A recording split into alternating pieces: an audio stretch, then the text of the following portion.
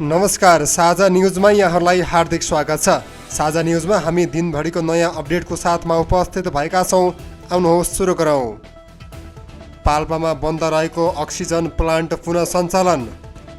हुम्लाको नेप्का गाउँ एक सातादेखि सञ्चारविहीन। सबै सरकारी अस्पतालमा डिजिटल रिपोर्ट आउने व्यवस्था छिट्टै हुन्छ, स्वास्थ्य मन्त्री मेहता। माथिल्लो डोल्पामा बिरामी परेको तथ्याङ्क सङ्कलन कर्मचारीको हेलिकप्टरबाट उद्धार। भूमाफियाको चलखेल रोक्ने सर्वोच्चको फैसला, सर्दु जलाधारको क्षेत्र सीमाङ्कन।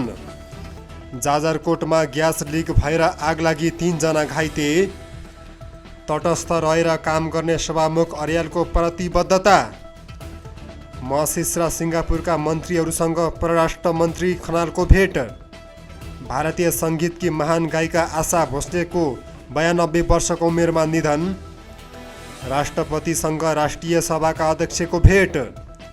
19 किलो गाँजासहित युवक पक्राउ। जडीबुटी क्षेत्रको विकासको लागि कानुन सुधार गर्न सरकार प्रतिबद्ध छ, मन्त्री चौधरी। सरकारमाथि डाक्टर केसीको प्रश्न, कानुन पढेको छैन कि भनेर पेलेर जान खोजेको हो। एउटै संसदीय समितिमा बसे 4 दलका प्रमुख नेता। निर्माणाधीन रङ्गशालाको काम छिटो टुङ्गाउन मुख्यमन्त्री कणेलको निर्देशन। इरानलाई अन्तिम र उत्कृष्ट अफर दिएका छौँ, जेडी भान्स। प्रधानमन्त्रीलाई गाली गरेर कन्टेन्ट बनाएको आरोपमा युट्युबर पक्राउ। भारतमा डुङ्गा दुर्घटना हुँदा 11 जनाको मृत्यु। धादिङको ज्वालामुखी बन्दैछ नेपालकै पहिलो स्वच्छ पालिका, सभामुखले घोषणा गर्ने।